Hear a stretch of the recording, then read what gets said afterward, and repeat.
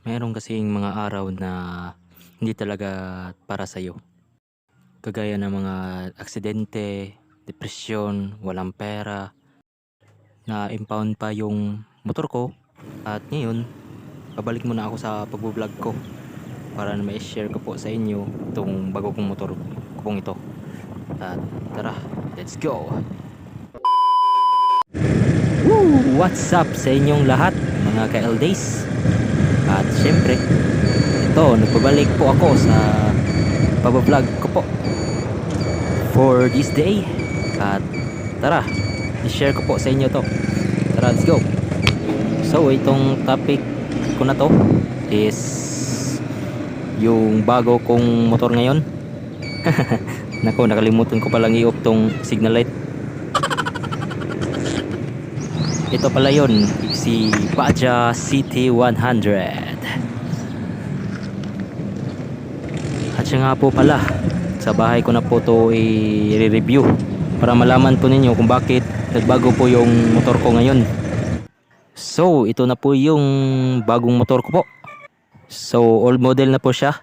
Nabili ko po siya sa halagang 10,000 pesos po. Madami kasi itong kulang, kagaya ng walang signal light sa likod, walang baterya, at wala din yung pang-apakan sa likod. Yung shock po din, sira na, yung kabila. At madami din yung pinalitan ko. Nilagyan ko po siya ng sticker sa harap, pati sa tangke, at pa sa likod. Nasa video screen lang po yung pangpakantab po nito. Wow! Dito din sa speedometer na to is sira na po. Pero ito din yung main issue po sa mga old model po na mga motor. Huwag kayo iiyak. At ito, pinalitan ko po din. Kasi sira na po yung serbato po niya. At saka na-disgrasya po rin po. Putol po yung clutch lever. Pati yung upuan po na duwings-ngis na po dahil na po siya sa kalumaan. Baka naman mayroong mag-sponsor po dyan. Dito sa shock, pinalitan ko na rin to. Bale, second hand na po tong binili ko. Pininturahan ko na lang po para magmukhang bago. Sa pag-ikot, okay pa naman yung play. Ito nga pala ang kadena, paps. Yung sprocket nito, pinalitan ko na rin to. Kasi maingay na.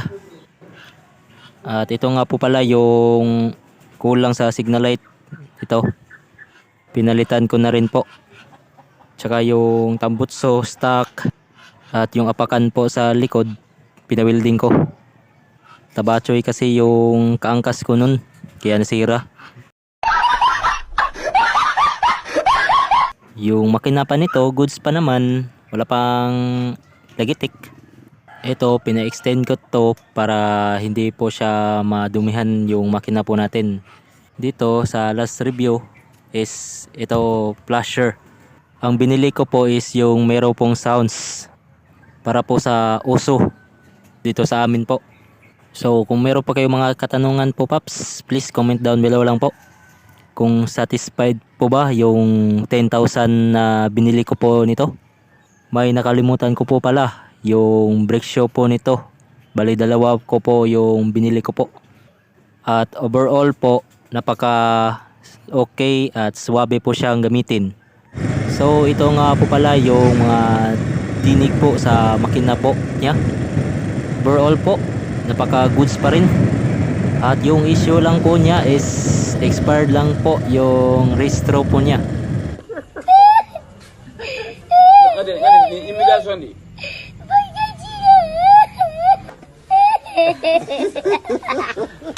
Ipon muna para maka-registro po. Taghirap po kasi ngayon eh. Silent lang po si CT100. Kung gusto mo nang bumili ng Baja CT100, ito po yung fixed price po sa aming lugar. Hindi ko po alam po sa Visayas at sa Luzon. Siguro mas mura pa siguro dun kaysa sa amin. Tignan na yan po sa video screen po natin. Yan po yung mga fixed price po niya sa aming lugar na mga presyo.